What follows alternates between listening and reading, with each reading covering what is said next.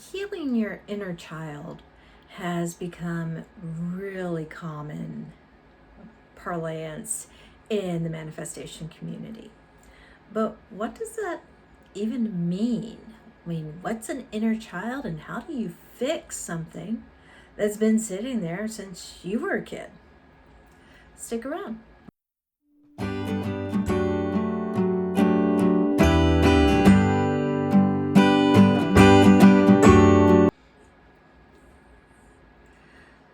So all of us have gone through various traumas in our life. That's nothing, it's not a judgment call on anyone, but all of us at some point have faced some kind of disappointment. We have faced some kind of rejection. And when we face that, depending on where we were developmentally as emotional beings, we could internalize those experiences in such a way that they affect us for the rest of our life. Going through this is part of the human experience. And honestly, quite often, that initial rejection, that initial disappointment, that initial whatever, comes from the hands of the people who love us the most, our caregivers. And it is entirely unintentional on their part.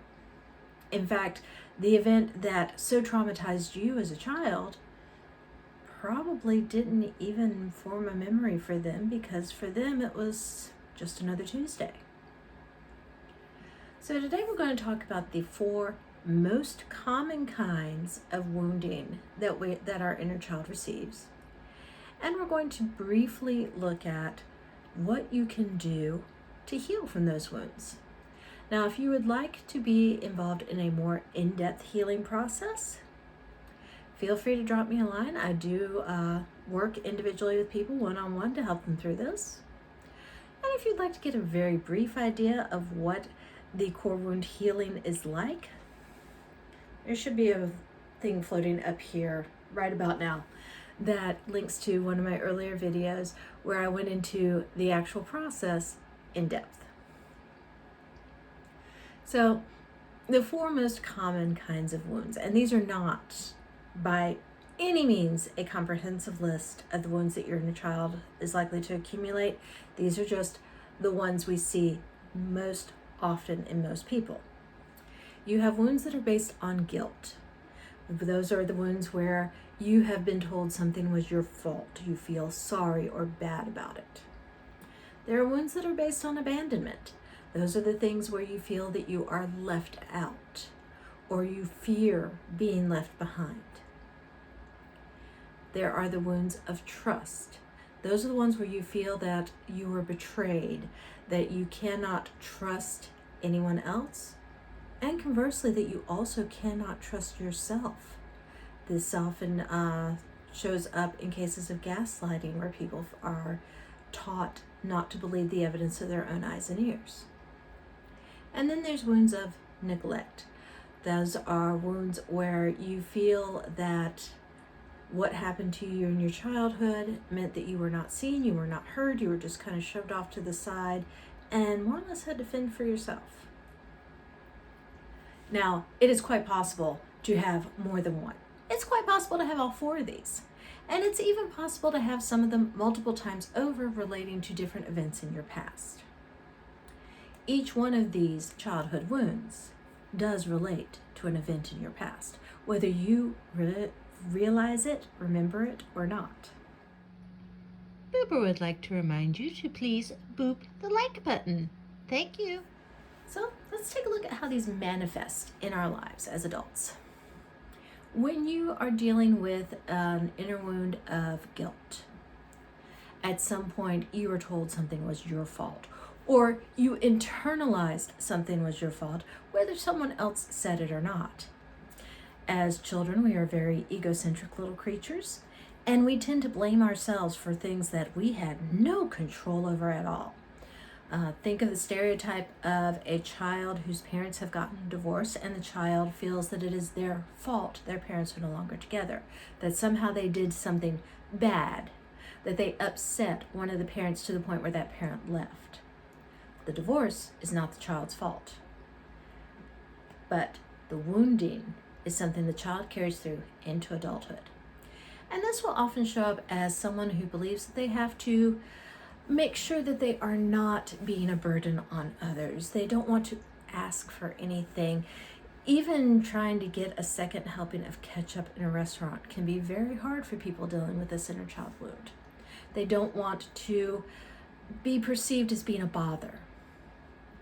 They are often afraid to set healthy boundaries for themselves, because if you set a boundary, someone may take that as a reason to whatever. They also, two sides to every story, they conversely also have a tendency to be a bit manipulative, using guilt. Well, how would you like it if I did that? How would you feel if I behaved the way that you're behaving? How would you react if I treated you the way you treat me? These are all manifestations of a wound based on inner guilt. And these people generally attract into their lives people who will make them feel guilty. They don't do this on purpose. This is completely on a subconscious level, but they are attracting in partners who live to the expectation. The expectation that the person has is, it's all my fault. And sure enough, they will find a partner who is willing to look at them and say, it's all your fault, whether it is or not. There are always some people who want to pretend that nothing that they do has any bearing on anyone else. And they look for people who have this wound of guilt so that they don't have to take responsibility for their own actions and can instead push that responsibility off on someone else. Now, the second wound that we're talking about is wounds of abandonment. These are the wounds that you get in childhood from being left behind. You hear the story about the kid who, got lost for 20 minutes at Disney World. The parents were searching frantically. But what happened to that child in that time? What happened to their psyche? What happened to their mind when they realized that their parents were gone and you couldn't find them? How does that impact you later on in life? This is something that impacted me very strongly. When I was 4, I was left at a cousin's birthday party. This was a very deliberate thing. I did not know that the plan was for me to go down and spend time with this cousin for a while as my mother was recovering from a medical procedure. All I knew was I was at my cousin's birthday party, and I looked up and saw my father driving away. Didn't even say goodbye because it was too traumatic for him. And he thought it would be easier on me if he just left. He was incorrect in that, and the after effects of that wound carried over through a large portion of my adult life in ways that he would never have anticipated. So people who have these wounds of abandonment often feel like they are being left out. If a group of friends is doing something and you weren't specifically invited, if no one reached out to you and said, hey, we want you here, oh, I guess they didn't want me. They didn't like me very much. That's okay. I'll be fine. People who have this wound fear being abandoned. This actually played out in my life with a number of relationships where my own fear that the person that I loved was going to leave me ended up manifesting into them leaving me. And their decisions are their own, but at the same time, I created an atmosphere of, I know you're going to abandon me one of these days. I know you're going to walk out on me. So it's really not all that surprising that that's exactly what would happen. People who have these wounds of abandonment hate being alone. Because if we're alone now, we may be alone forever. And what happens if we die and no one finds us for 2 weeks until after the cat's halfway eaten through our face? Yeah, that really is how the thought patterns can go. Someone who has these abandonment wounds tends to be codependent. If you need me, then you won't mind that I need you. If you are dependent on me for money, shelter, whatever, then you won't mind that I'm dependent on you for my emotional sense of validation. You won't mind that I am dependent on you to make me feel like a complete, worthwhile person. You won't mind that I am relying on you to be that other person for me, whether you want to be or not. And conversely, people who have abandonment wounds are very likely to threaten to leave a relationship. Well, if you can't handle the way I am, I'm just going to go. It is my way or the highway, mister. Because if you leave first, you're not being abandoned. So you constantly have one foot out the door. And the people that folks with abandonment wounds tend to attract into their lives are emotionally unavailable people. It's safer to love someone who is emotionally unavailable because you can just pour out your emotions on them and not have any burden of having to reciprocate being there for them. They don't need you. So you can need them all you want. I know, it sounds messed up, but this is how we work. Wound number 3, the wound of trust, the wound of having been betrayed. I actually may have accidentally sparked this with my grandson last night without realizing it. I invited him into my room to watch part of a movie with me before his bedtime. And when it was done, I said, hey, time for bed. And his immediate thing was, you lied to me. You took my time that I was going to do my own thing and lied to me and stole that time from me, and now I have to go to bed. Now, my grandson's 6, and bedtime dramatics are a very common thing. But at the same time, I recognize that this could be a foundational event for a trust wound. And if I see that developing in the future, then I'll know what steps to take to help mitigate it in his case. But it really is that easy to wound a child without even realizing it. Thinking you're doing something, hey, come spend a little bit of time with me, let's have some fun. But that being seen as a betrayal. People who develop these wounds of trust are afraid of being hurt. They are afraid of re-experiencing the hurt that led to that betrayal in the first place. They do not trust themselves, much less anyone else, because if I can't know that I can read people well enough to keep myself safe, how can I know anything? They find reasons not to trust people.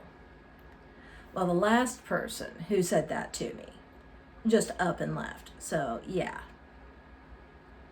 I think a lot of people probably resonate with that statement. They feel insecure in themselves and they need lots of external validation that yes, they really are a good person. They're not just fooling everyone into thinking that they're a good person by acting like a good person. They truly are. They tend not to feel very safe. They never know when the rug is going to be pulled out from under them again. And they never know how they're going to land when that does happen. And because of this, they generally attract into their lives other people who are not safe. These may be people who have drug addictions. They may be people who have adrenaline-seeking needs. But there are people who are wounded in a way that complements the feeling of, I know you're going to betray me at some point in time, so I can be prepared for that. And the fourth type of inner child wound that we're talking about today is the wound of neglect. These are the kids who didn't get as much attention as they needed. And this could happen for a number of reasons. If both mom and dad are working 50-hour weeks, who's left to raise the kids? You know, this is not something that's done out of malignancy. It's done out of necessity, as these kids are left to fend for themselves, generally starting about the time they're 8 or so, and have to figure out life on their own. People who have this neglect wound have a tendency to not want to let go of things that make them feel safe. These are the people who, even in their mid-20s, will still have the safety blanket that they had when they were a toddler. Because when you're really breaking down, sometimes you just need that blankie. These are people who tend to have a sense of low self-worth. They do not see themselves as being worthy of the attention of the people that they care about. These are people who tend to get angry easily. When you're left alone and you're left to figure things out, anger is one of those emotions that you can retreat to. It makes you feel strong. It makes you feel powerful. but you really don't learn the coping mechanism for how to constructively feel anger or express anger.